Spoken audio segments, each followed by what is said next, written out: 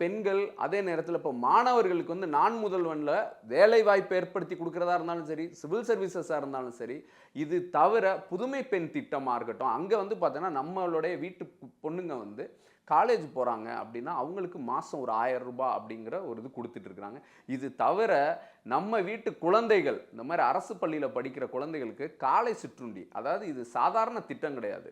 ஐரோப்பா நாடுகளும் கனடா போன்ற நாடுகளுமே திராவிட மாடல் ஆட்சியின் இந்த திட்டத்தை வந்து பாராட்டுறாங்க. ஏன்னு கேட்டால் குழந்தைகளுக்கு ஒரு திட்டம், இங்கே படிச்சுட்டு இருக்கிற பசங்களுக்கு சரி, பெண்களுக்கு சரி அப்படின்னு ஒவ்வொன்றும் பார்த்து பார்த்து பார்த்து எது எதுக்கெல்லாம் முக்கியத்துவம் கொடுக்கணும் அப்படின்னா, எப்படி சென்னையில் அண்ணா நூற்றாண்டு நூலகத்தை முத்தமிழறிஞர் கலைஞர் கொண்டு வந்தாரோ, அதே மாதிரி மதுரையில் இன்னைக்கு கலைஞர் நூற்றாண்டு நூலகம் வந்து மிகவும் ஒரு பெரிய லெவலில் அது ஃபங்க்ஷன் ஆகிட்டு இருக்கு.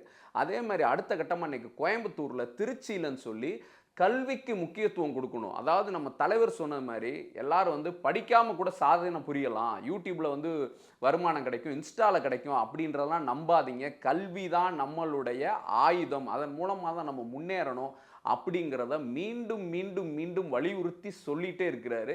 நீங்க நல்லா பாருங்க, இந்தியாவில் எந்த முதலமைச்சராவது பிள்ளைங்கள படிங்க படிங்கன்னு எந்த முதலமைச்சராவது சொல்றாங்களா? அது நம்மளுடைய முதலமைச்சர் மட்டும்தான் சொல்லுவாங்க.